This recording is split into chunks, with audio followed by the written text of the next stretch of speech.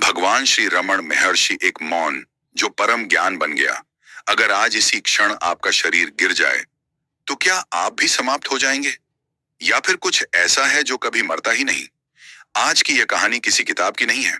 यह कहानी है उस मौन की जिसने लाखों लोगों को भीतर से जगा दिया।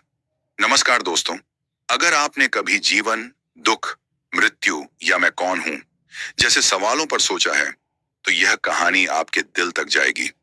आज हम जानेंगे भगवान श्री रमण महर्षि की कहानी, एक ऐसी कहानी जिसमें शब्द कम है और सत्य बहुत गहरा। तमिलनाडु के एक छोटे से गांव में एक साधारण लड़का जन्मा। नाम था वेंकट रामन। न कोई योगी, न कोई संत बनने की चाह। वह खेलता था, पढ़ता था और आम बच्चों की तरह साधारण जीवन जीता था। लेकिन नियति कुछ और ही लिख चुकी थी। सिर्फ 16 वर्ष की उम्र में एक दिन अचानक उसके मन में मृत्यु का भय उठा। वह जमीन पर लेट गया और स्वयं से बोला, मान लो मैं मर रहा हूं, तो क्या मरने वाला मैं हूं या यह शरीर? उसने शरीर को मरा हुआ मान लिया, सांस रोक ली, लेकिन कुछ था जो मर नहीं रहा था। उसी क्षण उसे एक गहरा बोध हुआ, मैं शरीर नहीं हूं, मैं वह चेतना हूं जो शरीर की मृत्यु को भी देख रही है। दोस्तों, यह कोई कल्पना नहीं थी, यह सीधा अनुभव था। उसी क्षण अहंकार गिर गया और जन्म हुआ एक महर्षि का। कुछ ही समय बाद वह सब कुछ छोड़कर अरुणाचल पर्वत की ओर खींचा चला गया। न गुरु ढूंढा, न प्रवचन दिए, न शिष्य बनाए, बस मौन। लोग दूर दूर से आते, प्रश्न लेकर आते, लेकिन जवाब शब्दों में नहीं मिलता। फिर भी लोग शांत होकर लौटते। क्यों? क्योंकि रमण महर्षि कहते थे, सच्चा उपदेश मौन में होता है। उनकी साधना का केंद्र एक ही प्रश्न था, मैं कौन हूं?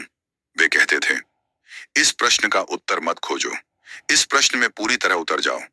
जब मैं की जड़ पकड़ी जाती है तो झूठा मैं अपने आप गिर जाता है। रमण महर्षि के लिए भक्ति और ज्ञान अलग नहीं थे। वे कहते थे, सच्ची भक्ति अंत में ज्ञान बन जाती है। ईश्वर, आत्मा और ब्रह्म सब एक ही सत्य हैं। वे बहुत सरल उदाहरण देते थे। ट्रेन में बैठने के बाद अपना सामान सिर पर क्यों उठाए रखते हो? अर्थ यह कि ईश्वर पर भरोसा रखो और भीतर से शांत हो जाओ। 14 अप्रैल 1950 जब उनका शरीर छूटा तो आकाश में एक अद्भुत प्रकाश दिखाई दिया। लेकिन सच यह है, रमण महर्षि कभी गए ही नहीं, क्योंकि जो कभी जन्मा ही नहीं वह जाएगा कैसे? आज भी उनका संदेश जीवित है। आप वही हैं जिसे आप खोज रहे हैं।